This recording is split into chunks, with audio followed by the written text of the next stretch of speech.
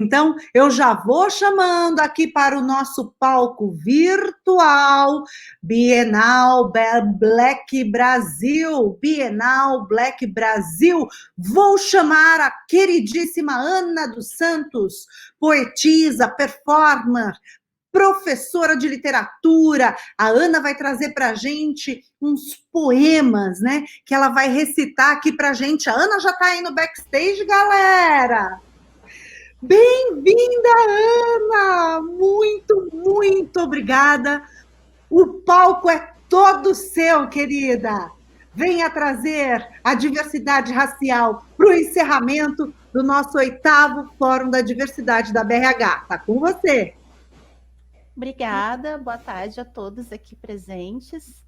Eu sou poetisa e vou ler 3 poemas do meu livro Poerotiza,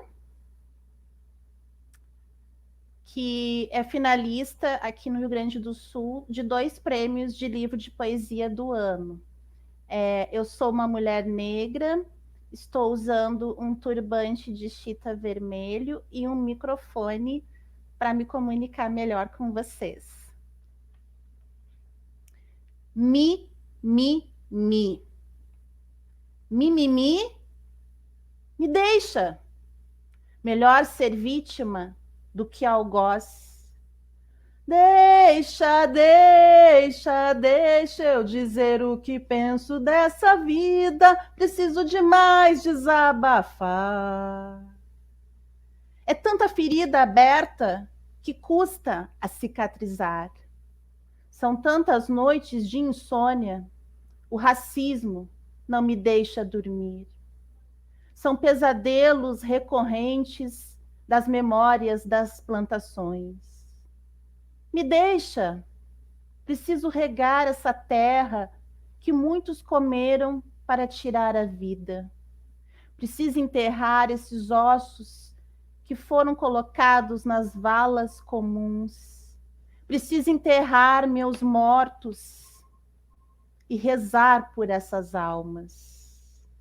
Me deixa, me escuta, me entenda. Eu não sou a outra. Eu sou um ser humano. Devolve minha humanidade. Mata a saudade dos meus. Devolve a dignidade dos que resistiram, teimaram, fugiram. Quero reescrever essa história suja e talvez um dia te perdoar. Quero colher as flores que nasceram no fundo do mar. Ana dos Santos. Eu não estou sambando para ti. Eu não estou sambando para ti.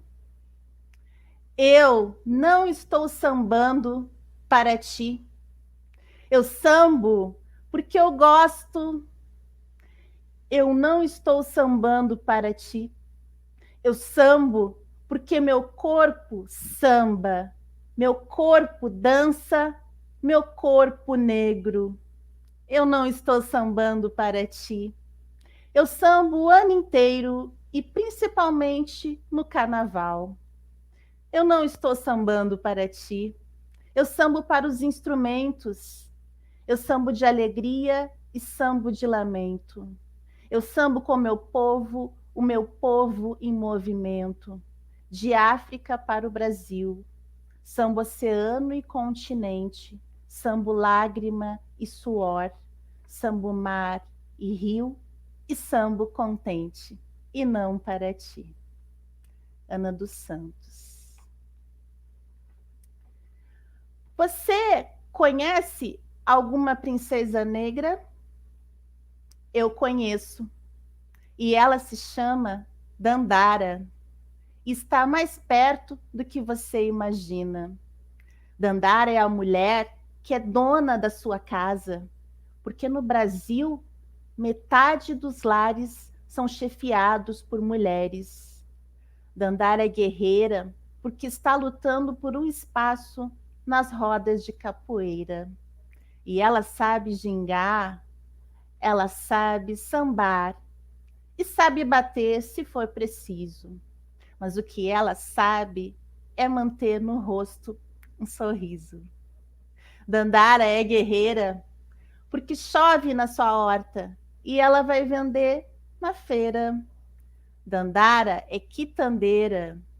Dandara é princesa e também é rainha. Eu sei que você a conhece. Lembra da sua prima, da sua tia e da sua irmã?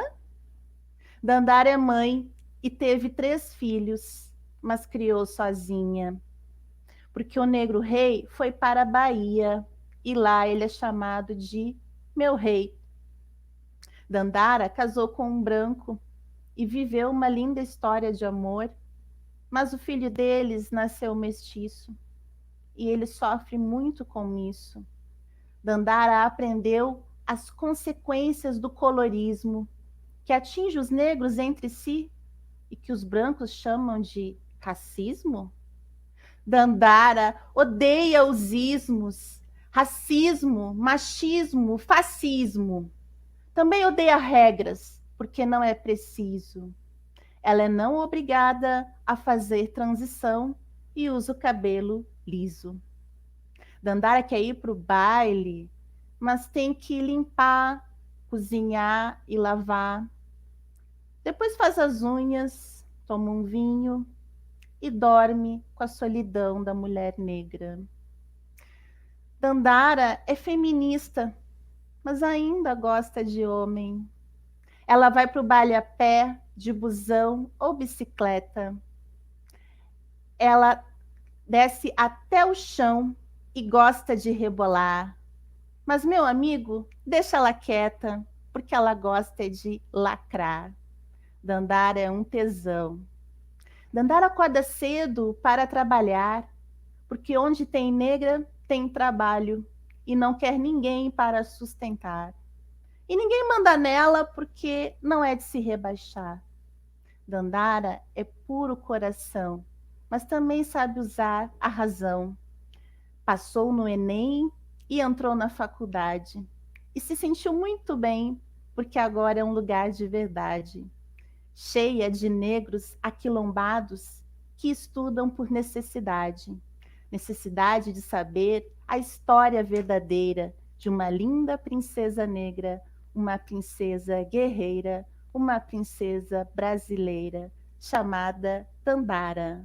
Que sua vida fique sempre Odara. Ana dos Santos. Obrigada, Amanda. Obrigada, Vinícius. E a outra intérprete que estava aqui. Fiquei muito emocionada de ver meus poemas em Libras. Obrigada. Lindo, boa né? tarde. Foi lindo, ficou lindo mesmo. Os poemas, as palavras belíssimas. Aí, Ana dos Santos é performer, escritora, autora de Poerotiza. Onde é que a gente encontra esse teu livro, Ana? Eu já quero ler. No site da editora Figura de Linguagem. Você solicita no site e recebe pelos correios. Então, no site da editora Figura de Linguagem, vai lá, porque é de ouro que está escrito aí. Que conteúdo rico, Ana, muito, muito obrigada por compartilhar com a gente. Eu anotei um pedacinho só aqui, Devolve Minha Humanidade. Que forte, que forte. Muito, muito obrigada, Ana. Volte sempre. O Fórum da Diversidade é todo seu. Venha sempre. Obrigada. Um beijo. Tudo de bom. Um beijo. Obrigada. Tchau. Ah, que pena que a gente tem que falar tchau para essas atrações. A gente se apega. Que lindo, que lindo. Estou aqui me recuperando de tudo que a gente ouviu, né? Que conteúdo tão verdadeiro. E a gente segue aqui com as nossas atrações. Agora, ainda falando de diversidade racial, a gente convida para o nosso palco virtual das atrações culturais do Fórum da Diversidade, Vozes da Diversidade, da BRH São Paulo, Patrícia Brito Knet. Seja muito bem-vinda, Patrícia. Que honra ter você aqui com a gente. Se você ousa não conhecer a Patrícia é o seguinte, ela é curadora, pesquisadora, museóloga, idealizadora da Bienal Black Brasil Arte, e ela está aqui para contar para a gente como é que foi criar esse super evento, né? Um marco aqui no nosso país, e contar como é que foi tudo isso, né? Criar uma primeira Bienal com recorte de gênero e de raça no nosso país. Venha, Patrícia, o nosso palco virtual é todo seu. Ai, muito obrigada, gente. Salve, que energia gostosa, né? Ação anterior. E sou fã da Ana dos Santos, né? Gosto muito das poesias dela. Bom, eu me chamo Patrícia Brito Quinécio, tá? Sou um dos nomes da curadoria negra brasileira. Eu sou uma mulher negra, então, tenho cabelo crespo até um pouco abaixo do ombro e estou vestindo uma blusa branca. Atrás de mim, a minha parede tem 3 pinturas super coloridas de um artista que já é falecido, ele é brasileiro, se chama J. Altair, e a sua pintura, ela é naif, é o estilo ingênuo que a gente chama. É muita satisfação para mim estar participando desse evento da BRH, que é uma instituição que enlaça, então, no país, tudo o que a gente acompanha em relação aos recursos que, no final, não são só humanos, né? Quando a gente fala de recursos humanos, parece que é aquela coisa um pouco robotizada, mas não, né? É uma instituição de nome, é uma instituição que trabalha muito essa questão aí da novidade, né? O que a gente pode estar sempre melhorando dentro da estrutura de uma empresa. E a Bienal, ela acabou se tornando de uma ideia, né, um empreendimento, digamos assim. Foi criada o ano passado, em 2019, exatamente com a percepção que muitos artistas e muitos profissionais que trabalham com a cultura se depararam, que é a ausência de uma produção negra, brasileira, atuante e circulando dentro dos nossos meios, né, culturais. E essa percepção, ela incomoda muita gente. E alguns são os mecanismos que estados e municípios vêm promovendo em relação a essa inclusão, mas ainda é muito pouco. Então, com um pouco de criatividade, um pouco de audácia, né, a Patrícia criou, então, a primeira Bienal Black Brasil Arte, que é uma Bienal, como foi dita, né, com um recorte de gênero e raça.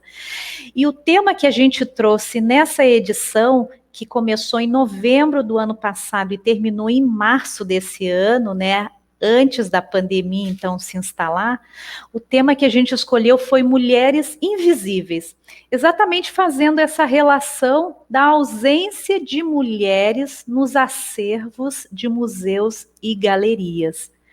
Então, nós ficamos muito felizes de ter apresentado a público em 150 dias de exposição, mais de 12 espaços expositivos, né, mais de 20.700 horas de conteúdo entre sessões de vídeos, mostras propriamente ditas, encontro com os artistas, conversas. A gente teve um público dentro dessa Bienal 75% de mulheres. E o fato do nome da Bienal ter sido Mulheres Invisíveis, né, o recorte curatorial, a temática, não significa que não houvessem homens também participantes, né? Nós produzimos aí um making-off para mostrar para vocês o quão grande foi tudo isso. 46% do público que a gente teve nesses meses todos foram com a idade de 25 a 34 anos. Como foi dito, então, nos 3 estados, essa Bienal ela teve um recorte voltado para a região sul do país. Nesses 3 estados, a gente teve, nesses 5 meses, um pouco mais de 35 mil visitas. Foram, então, 12 exposições, 5 intervenções urbanas, performance e essas sessões todas de vídeo. E a gente ficou muito satisfeito com o resultado que essa Bienal nos trouxe. E com esse resultado, né, a gente está trabalhando e continua fortalecendo. Os resultados, eles foram bem tangíveis, né? Nós tivemos aí a produção de um catálogo hipercolorido, hiper interessante, né, com também bastidores aí do que foi a Bienal. É um catálogo que tem 322 páginas.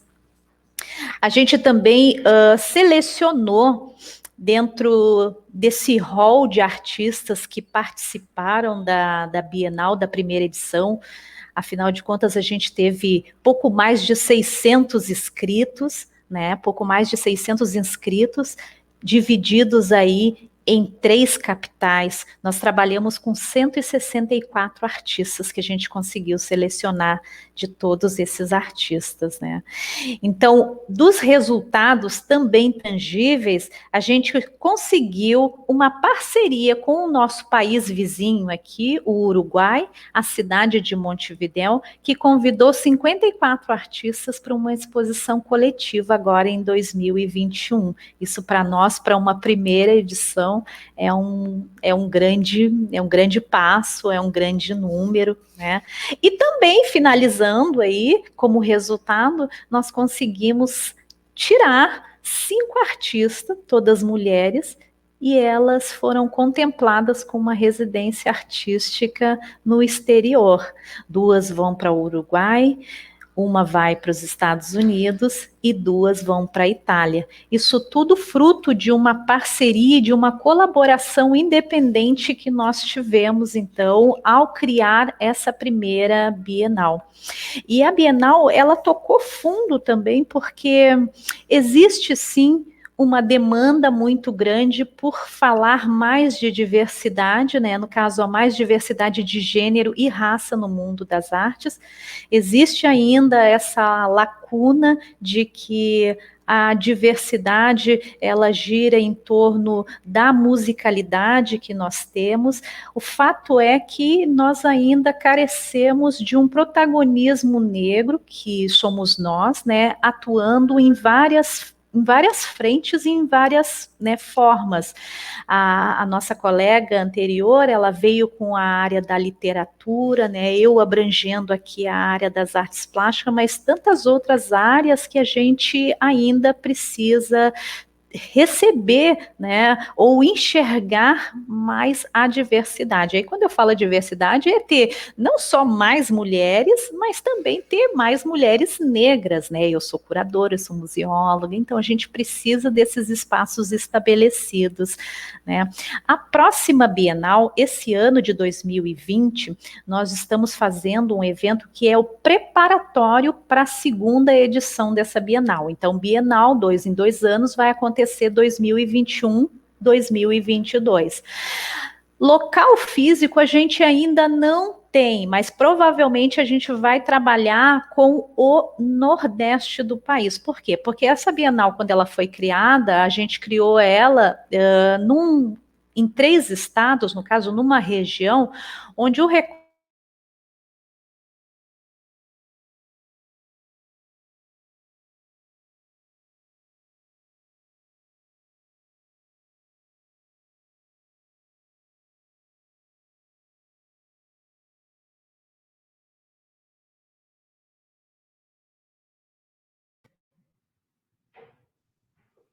Olá, puxa vida, travou a transmissão aqui da Patrícia, questões de ao vivo, questões de internet, já já a gente restabelece o contato aqui com a nossa querida Patrícia, ela que estava contando toda a história, né, de como foi criar, né, a primeira Bienal Black Brasil Arte, né, que será realizada em 2021, em 2022, já está pensando aí na segunda edição, né? Então, assim, a gente já sabe que deve ser lá no Nordeste. Já já a Patrícia volta para poder falar um pouquinho mais para a gente a respeito desse trabalho belíssimo que foi feito.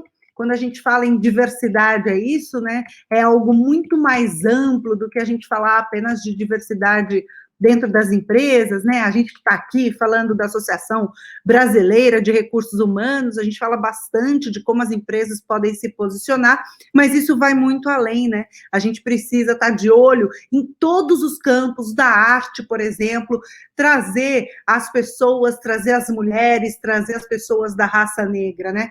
Enquanto isso, eu vou lembrar aqui de agradecer a todos os nossos patrocinadores mais uma vez. Afinal, sextou aqui no Fórum da Diversidade. A gente está em meio a uma série de atrações culturais, todas elas com algum conteúdo relacionado à diversidade. Bora lá agradecer quem tornou possível esse momento, essa semana inteira de muito conteúdo. A gente teve o patrocínio master do CIE, Centro de Integração Empresa-Escola, Healthbit, Leo Learning, Luarte, Soluções Ambientais, Unileu e Vitude. E patrocínio ouro da CPFL Energia, Instituto de Psicologia Organizacional, IPO, e Unimed Campinas. Tivemos também patrocínios de gestão, Aon, AC Camargo Cancer Center, já tem atração do AC Camargo Cancer Center aqui pra gente. Consiga Mais, Healthbit, Lee Hatch Harrison, Propay, Universe Gestão em Saúde, a BRH São Paulo agradece ainda, claro, o trabalho deste maravilhoso comitê, né, que se reuniu aí durante 5, 6 meses, todas as segundas-feiras, das 8 às 9h30 da manhã, para poder definir quais conteúdos deveriam estar aqui, para enriquecer, né, toda essa conversa a respeito de inclusão da diversidade. Bom, vamos lá, eu vou chamar a nossa próxima atração, ou será que a Patrícia vai voltar? Não tenho clareza se a querida Patrícia vai conseguir restabelecer o sinal dela. Eu vou para a nossa próxima atração. Ainda no assunto de diversidade racial, eu convido ao palco virtual do 8º Fórum da Diversidade da BRH Brasil, Vozes da Diversidade, a queridíssima Zaica dos Santos. Zaica dos Santos, multiartista, pesquisadora e cientista, divulgadora científica do afrofuturismo. Zaica, a gente falou bastante de afrofuturismo aqui nesses nossos dias de conversa, foi super produtivo. Fundadora das iniciativas científica e educacional Afrofuturismo, Arte e STEM, do coletivo artístico e educacional Salto Sound System e da iniciativa de multiartes Knock and a Go. Vem, Zaica, o palco é todo seu, eu estou apaixonada por esse seu trabalho e estou amando este seu Nagô. O palco é seu. Bom, primeiramente eu gostaria de agradecer muito o convite, tá, Amanda? Que alegria estar aqui. Agradeço a Patrícia também, né, porque enquanto artista, sou uma das artistas que foi contemplada, né, na primeira Bienal Brasil Black Art. Bom, eu tenho um sinal, então eu vou mostrar qual que é o meu sinal. Eu vou fazer a minha descrição, tá? Eu sou negra, eu tenho tranças que são douradas e elas são grossas. Atrás de mim tem 2 plantas e também tem um quadro que se chama Aya, é um símbolo africano, é um símbolo adínkara. Bom, é o seguinte, hoje eu vou conversar com vocês um pouquinho sobre o meu processo acerca do afrofuturismo. E para isso eu vou apresentar um dos meus trabalhos especificamente. Eu vou compartilhar minha tela. Só um minuto.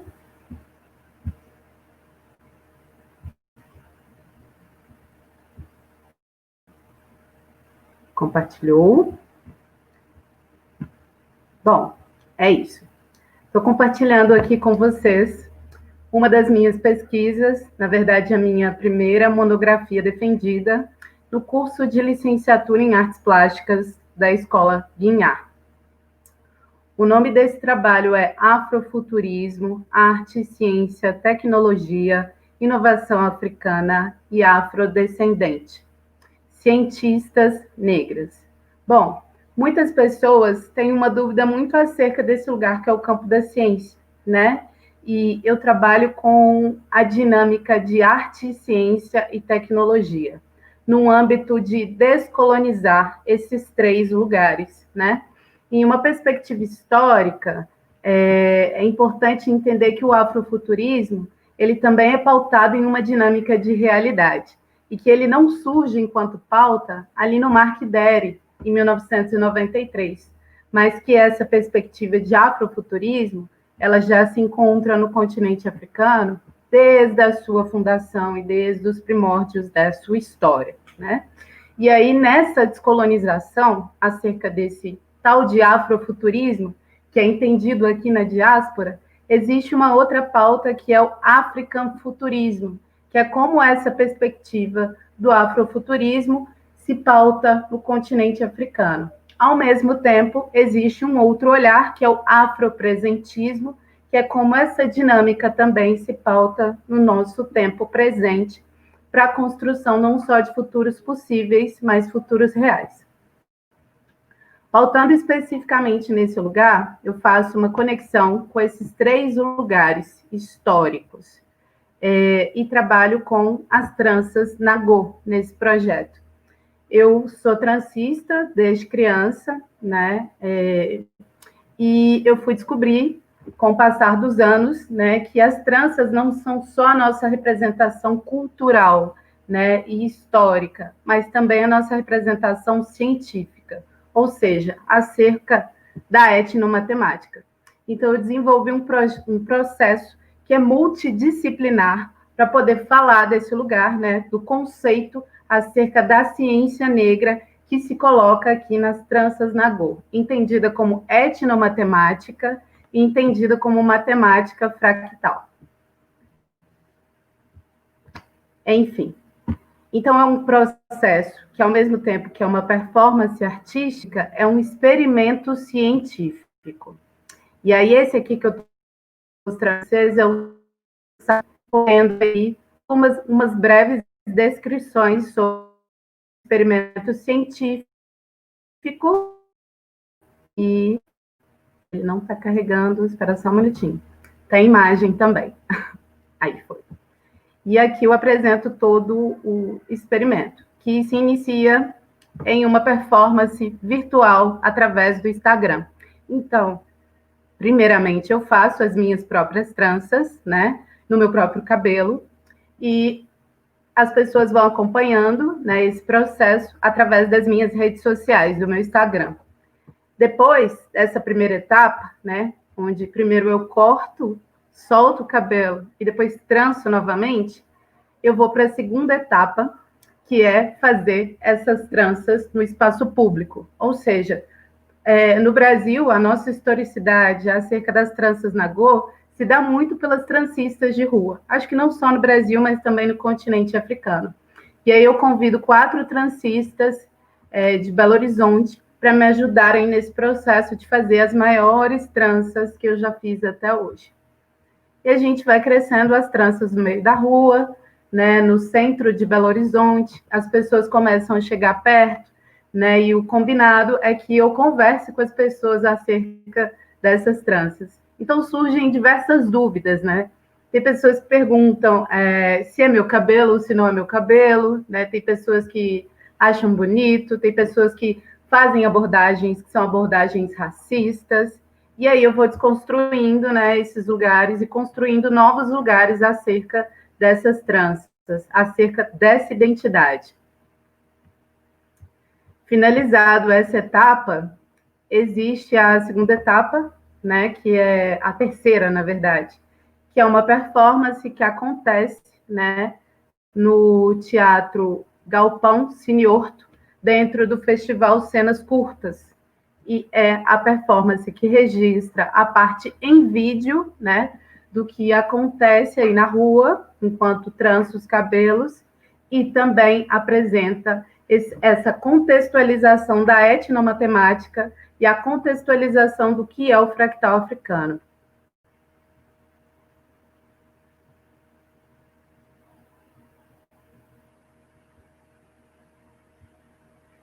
Aqui tem um vídeo que apresenta este conteúdo também. Deixa eu ver se eu consigo. Vou mutar o áudio.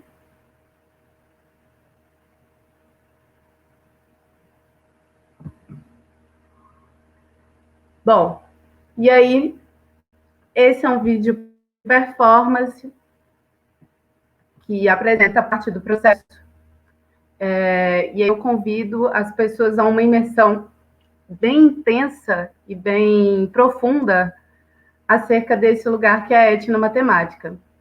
Enfim, culturalmente se entende as tranças nagô, né, pela historicidade africana, e o fractal africano, ele é encontrado tanto num processo histórico das culturas egípcias, né, quanto as culturas bantas, ao mesmo tempo que também é encontrado nas arquiteturas do continente africano.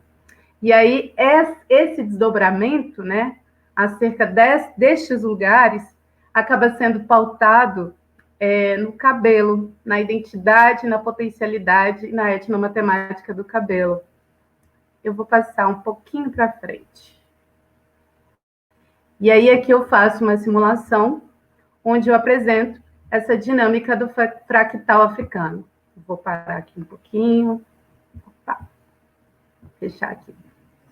Bom, aqui a gente tem uma iteração, que é a iteração em Y, entendida, né, dentro da matemática. Essa mesma iteração ela é representada aqui pelo movimento das tranças, ao mesmo tempo que também conflui em uma outra linguagem que existe no continente africano, que é da civilização Chokwe, e é entendido como Sona. Este aqui é o Sona da Leoa. São desenhos matemáticos também. E aí aqui eu deixo a descrição, né, do fractal africano e explico um pouco sobre essa iteração da escala de Y. Enfim, por que eu construí todo esse processo, né, que se dá aí a um lugar matemático, que mistura esse lugar da identidade histórica, e que também mescla com a identidade, a potencialidade de transistas. Para dizer que essas mulheres, elas também são cientistas. E aí, nessa dinâmica das cientistas, eu pergunto para vocês, o que é a parte final e desdobramento desse trabalho? Quantas cientistas negras vocês conhecem? Essas tranças, elas foram recortadas, se transformaram em pedras nagô, e aí eu construí, a partir deste recorte, um espaço multidisciplinar, que eu chamo de espaço afrofuturista, arte, ciência, tecnologia e inovação africana. Dentro desse espaço existem os registros em foto da performance e essas 3 pedras nagô. Uma delas apresenta, né, a pergunta: quantas cientistas negras você conhece? A outra apresenta o desenho Sona, e a terceira apresenta o que é o afrofuturismo: arte, ciência, tecnologia, inovação africana e afrodescendente.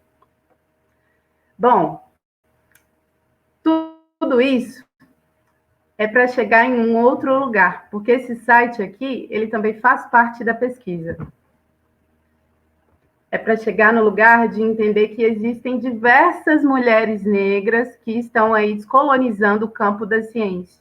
E aqui no site eu apresento algumas dessas mulheres, como a Zélia Ludenwick, que é doutora, ela é PhD em física e é professora na Universidade do Estado. Ela é professora na Universidade de Juiz de Fora, né? Também apresento aqui a Sônia Guimarães, que é a primeira professora lá no ITA, no Instituto Tecnológico da Aeronáutica, e ela também é doutora em física, a primeira mulher negra a se formar doutora no Brasil.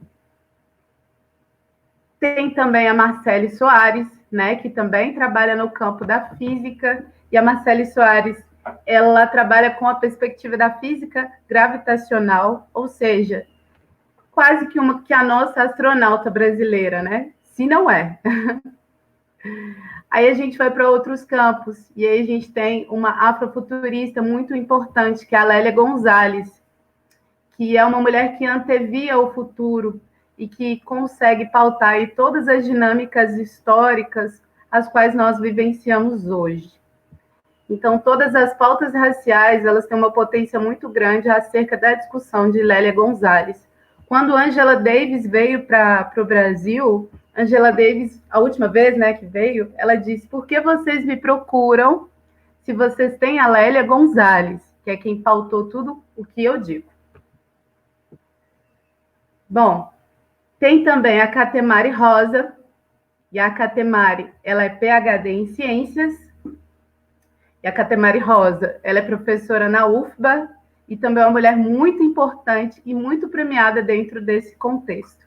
Enfim, aqui eu apresento diversas dessas mulheres, como Dona Ivone Lara, que também está dentro do campo da ciência. E aí a dinâmica é falar, né, dessas mulheres dentro do campo do STEM, que é entendido como ciência, tecnologia, engenharia e matemática. Essa pesquisa, ela foi premiada ela foi premiada dentro de uma mostra específica, né, que acontece aqui em Belo Horizonte e que é do BDMG, né, o Banco de Minas Gerais, especificamente.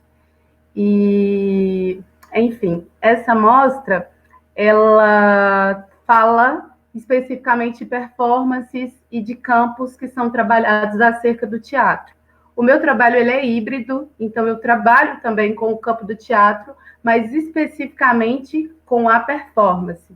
E aí fui contemplada com o prêmio Performance Espiralar, né, dentro aí da mostra, né, e da premiação Leda Maria Martins.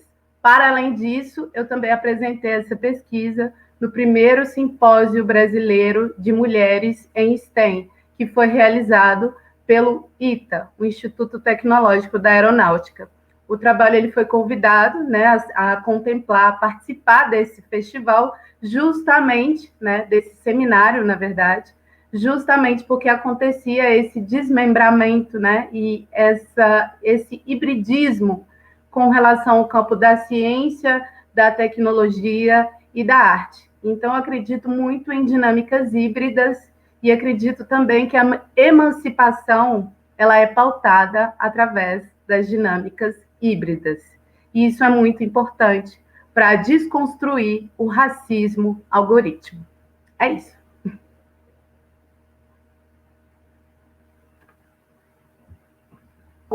Que aula! Estou sem fôlego aqui, é muita informação e eu quero que a Zaika continue aqui com a gente, porque meu caderninho está cheio de perguntas aqui para você, Zaika. Eu vou pedir a sua generosidade mais um pouquinho, que eu não consigo me desconectar de você agora, eu preciso saber mais. E eu tenho certeza de que todos que estão aí nos acompanhando, aliás, peço para você que está nos acompanhando ao vivo, que coloque aí o seu nominho, escreve aí de onde você está falando, comenta o que você está achando da performance aí, do trabalho, da pesquisa da Zaika, que eu estou sem fôlego, de verdade, é tão legal quando a gente vê algo totalmente novo, de verdade eu estou até me sentindo mal por que eu não tinha conhecido antes esse trabalho, né? Mas estou aqui totalmente apaixonada por você, pelo seu trabalho. E aí você falou muito das tranças Nagô, né? Que você relaciona as tranças Nagô com a matemática. Achei lindíssimo que você falou que acredita nas dinâmicas híbridas. E é isso, né? Nada nesse mundo está separado, né? Tudo está entrelaçado, como as tranças Nagô, né? Eu queria que você explicasse explicasse, para quem não conhece muito bem, o que é a trança nagô, existe um porquê de ter esse nome, para a gente dar um passinho atrás dessa relação tão aprofundada e com tanta lógica que você faz entre a trança nagô, a matemática, enfim, o fractal africano, tudo bárbaro, mas espera aí, volta um pouquinho, me explica mais. Tá, então, as tranças nagô, elas são conhecidas como tranças africanas, né? Eu sou transista, essa é uma trança nagô, né? Então, aqui no Brasil, a gente tem um problema, eu acho que talvez histórico e cultural, porque normalmente algumas pessoas olham para as minhas tranças e chamam de dreads, mas não é dread, isso é uma trança, né? Mas é bem diferente, né, Zayka? Sim, mas acontece bastante, né? O dread é aquele que é feito com cera, né? Mas como... e não é, né? O que acontece normalmente? Como no Brasil a gente ainda está vivendo essa coisa de desconstruir esse olhar de democracia racial, ainda existem alguns resquícios históricos do que é eugenia. Então, se conhece muito pouco do continente africano. Por exemplo, continente africano, né, é um continente, não é um país, né? Então, já é importante a gente voltar nesse raciocínio. Na sequência, é importante também a gente retomar o lugar de que são 54 países e mais de 2.000 línguas, não dialeto, são mais de 2.000 línguas. E nós, aqui no Brasil, não conhecemos praticamente nada dessas 2.000 línguas e dessas culturas, né? Então, é necessário descolonizar esse lugar também, para poder conhecer a historicidade do continente africano. E dessas 2.000 línguas, existem 5 famílias linguísticas, né? Então, assim, isso do que foi catalogado até hoje. Então, é muito importante também entender que o princípio da matemática, ela começa lá no continente africano e começa com os egípcios, né? E isso vai se desdobrando, né? Aristóteles não contou essa história, né? De onde ele tira os conceitos dele. E é importante a gente entender isso também. E aí, para chegar aqui nos códigos binários, por exemplo, a gente está aqui conversando agora pelo computador, né?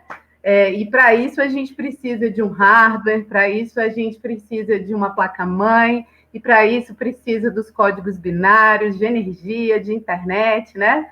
E aí esses códigos, eles têm um processo histórico também que vai ser muito conectado às civilizações bantas, ou seja, civilizações bantus, né? Especificamente ao culto de Ifá. Então, está tudo atrelado ao continente africano.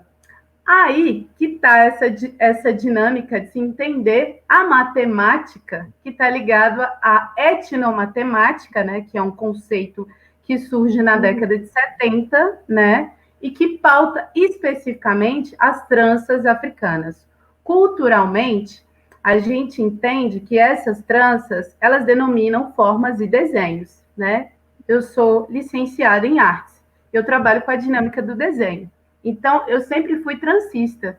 E depois de muito tempo que eu fui entender que eu não estava trabalhando só com arte, mas que eu também estava trabalhando com matemática, que eu estava trabalhando com ciência, que eu estava trabalhando com STEM. Só que eu necessitava, e necessito ainda até hoje, né, de descolonizar esse olhar, né, de trazer essa dinâmica histórica. Então, para quem quiser saber um pouco mais acerca da etnomatemática nas tranças nagô, eu recomendo ler a tese da Luana Santos.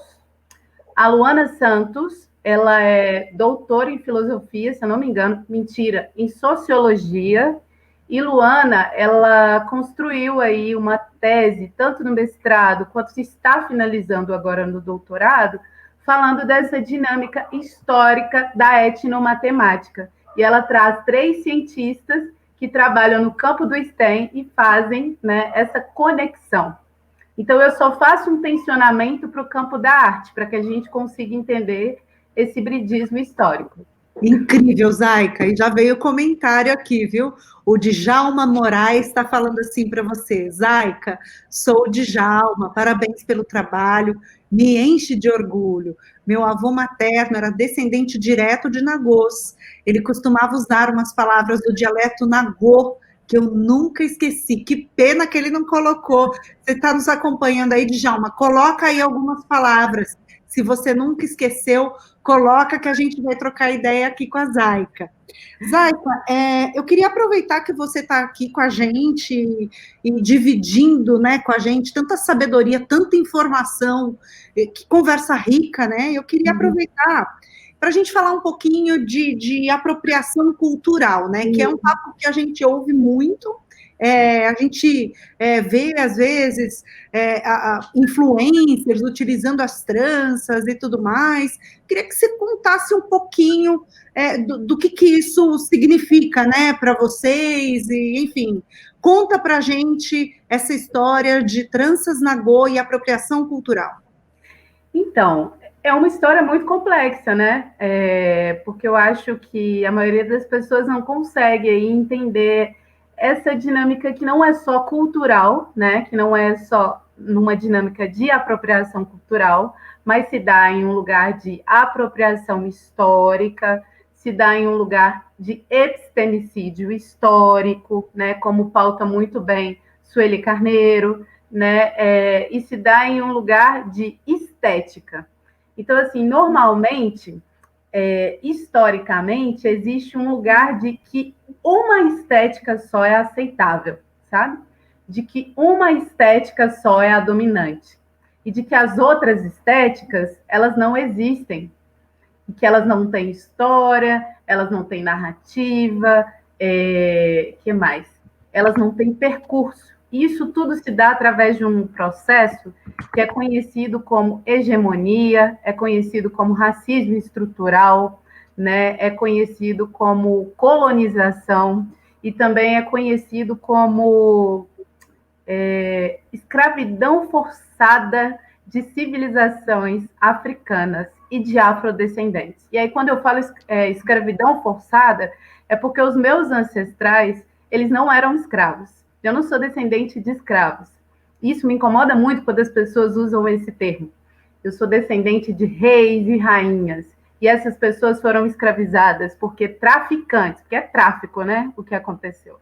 Traficantes pegaram essas pessoas, desumanizaram o corpo dessas pessoas, desumanizaram a história dessas pessoas, desumanizaram toda a trajetória e todo o conhecimento dessas pessoas. Então, passando por um lugar que é muito entendido pela dinâmica da estética, né, que aí a arte pauta muito bem, né, que é o lugar da estética, existe o mito de Arcádia, né, que é uma estética eurocentrada, que é a estética aceita, que é o que é dito que é belo, né?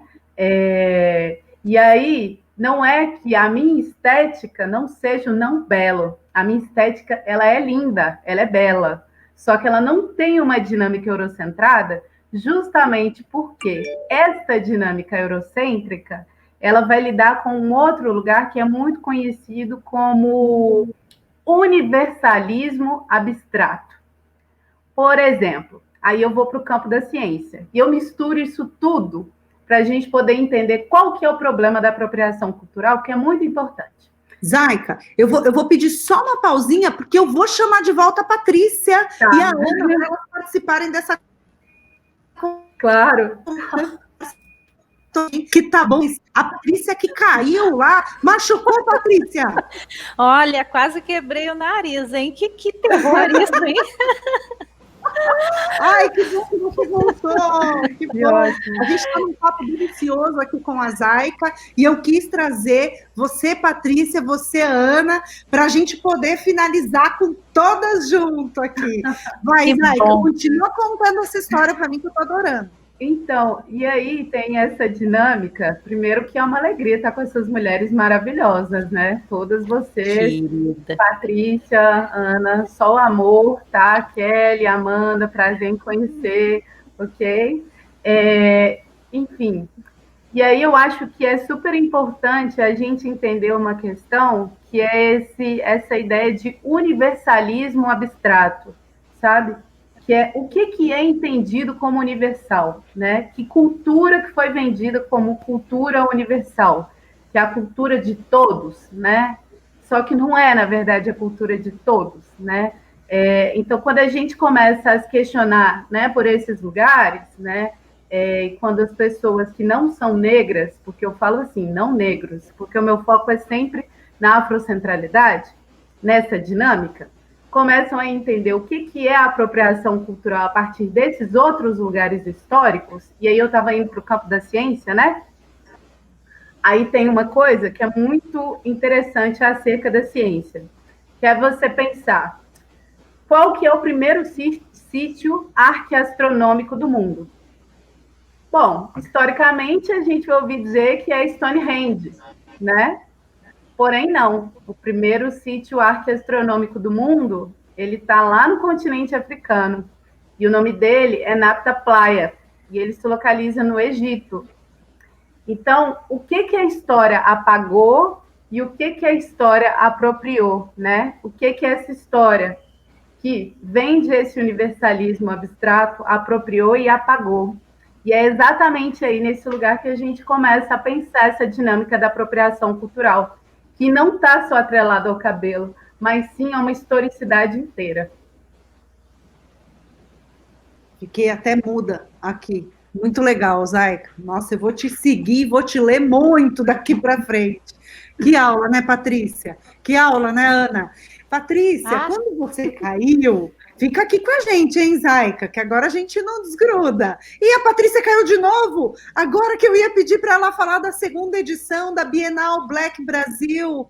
Oh, meu Deus, ela caiu de novo. Não tem problema.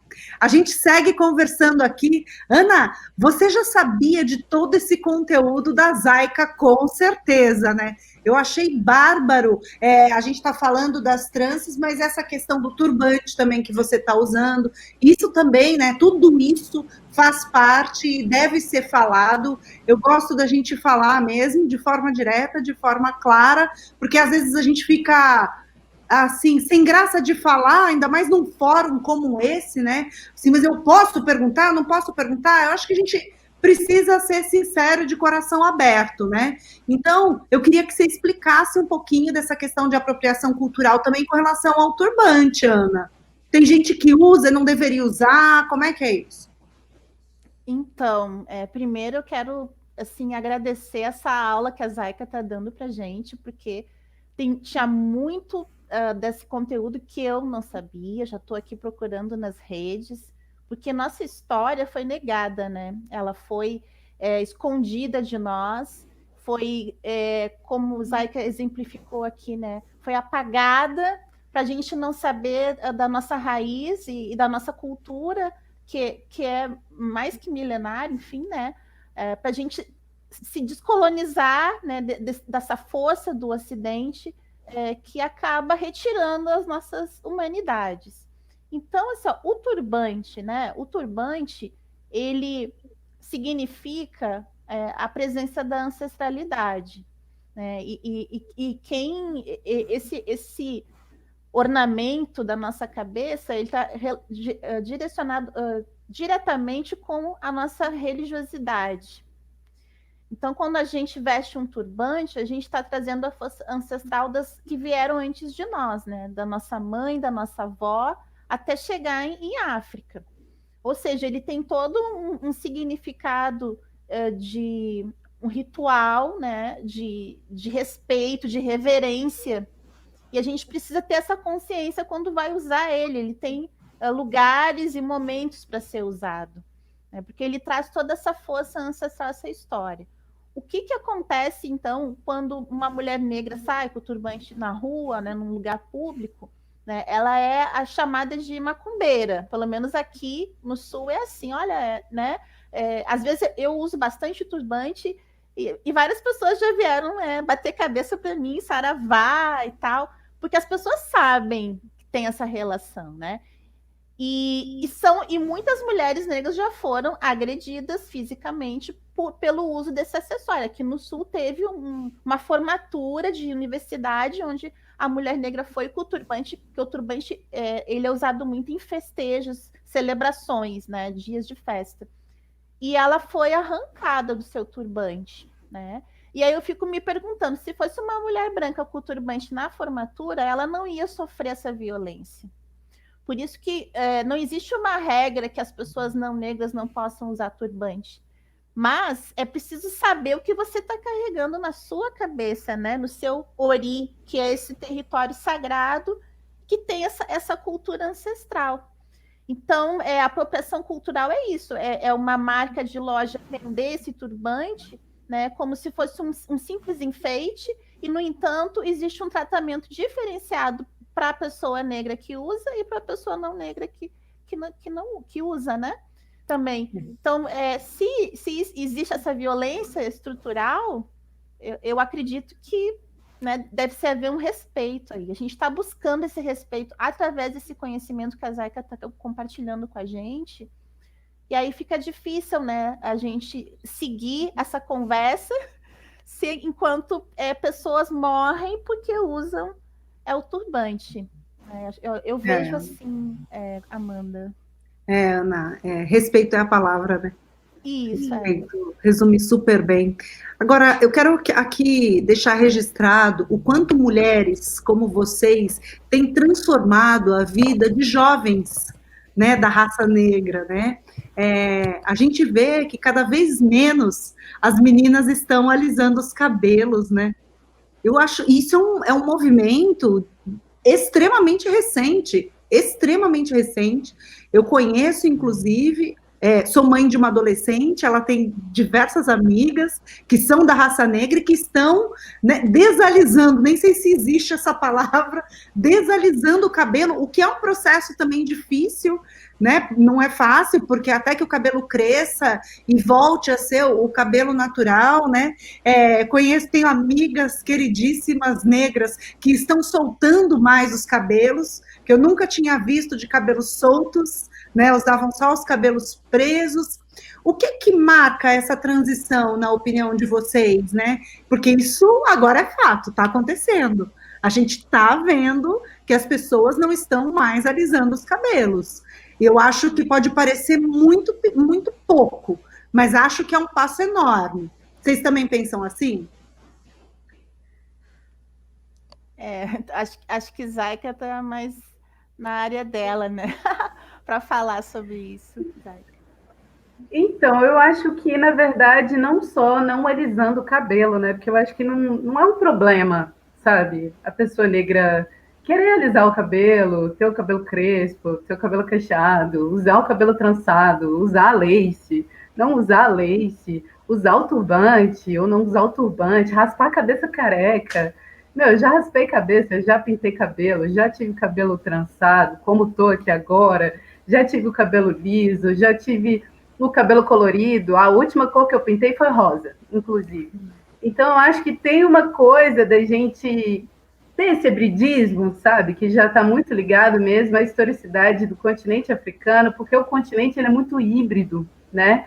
Então, eu acho que não é nem só a mudança cultural acerca do cabelo. E eu não acho que isso é recente, que isso começou agora, não. Né? Eu acho que, historicamente, assim, Zumbi dos Palmares, Dandara, já estavam pautando isso para a gente. Década de 70, vem movimento negro num levante maravilhoso, né? Que hoje eu estou aqui com 32 anos, a Ana também não vai me deixar mentir, que está aí também, tem várias referências históricas a partir dessas pessoas que pautaram a vida da gente, que trouxeram para a gente essa dinâmica de emancipação, que não está só atrelado ao lugar do cabelo. Porque eu acho que é importante que a gente entenda, né, sempre que esse ano o Estatuto da Igualdade Racial ele completou 10 anos, né? E é um estatuto que foi sancionado em 2010. Então, a gente está em 2020, em junho ele completou 10 anos de existência. Para além do Estatuto da Igualdade Racial, a gente tem a Lei 10.339, que mudou, se não me engano, para 11.645, e que segue sendo aí pautada, né, com obrigatoriedade para que se paute cultura e a historicidade africana, afro-brasileira, indígena também, né, dentro das escolas, né, não só dentro das escolas, mas numa historicidade geral do Brasil.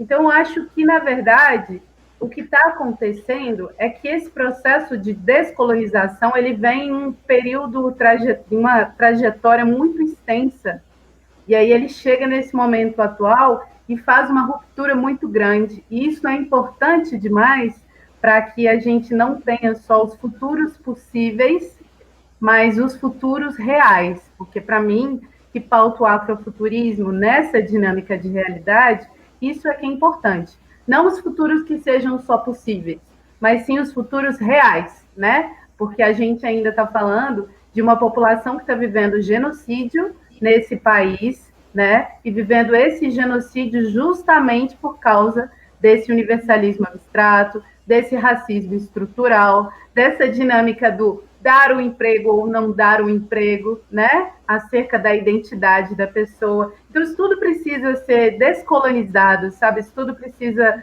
vivenciar esse processo de ruptura para que a gente entenda que lá na frente, o tempo em vida é que é a historicidade de um futuro real. Então, para que a criança negra ela esteja viva no nosso futuro, só que trazendo rupturas que são muito maiores, né? Porque eu penso aqui com 32 anos, eu e a Ana, né? Eu sempre falo da minha idade, não sei como que é esse processo para a Ana, mas enfim, a gente está sempre aqui, ó, a gente está nesse momento pautando uma ruptura, né? E aí as próximas gerações vão pautar rupturas muito maiores do que a nossa. E aí é isso que eu fico pensando, já que é Vozes da Diversidade, e já que eu estou falando aqui com várias pessoas que empregam, né, é importante a gente entender também, sabe, qual que é o seu lugar enquanto empregador, né, nessa dinâmica histórica. Qual que é a sua responsabilidade social acerca disso, se existem obrigatoriedades, né? E é importante pensar que isso também são futuros reais.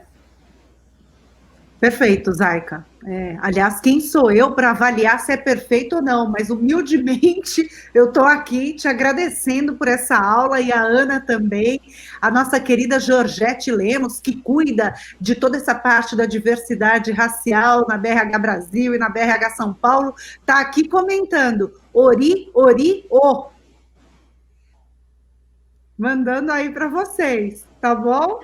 Muito, muito obrigada, que a gente possa seguir em contato, que a gente possa seguir divulgando ainda mais e escutando vocês cada vez mais. Muito obrigada, Zaica dos Santos, Ana dos Santos, muito obrigada, Patrícia que caiu, muito obrigada, voltem sempre, vamos fazer mais eventos juntas e vamos falar dessa palavrinha que é a única que a gente precisa pensar, né? Respeito. Respeito, respeito, respeito. Muito obrigada, meninas. A gente segue com a programação.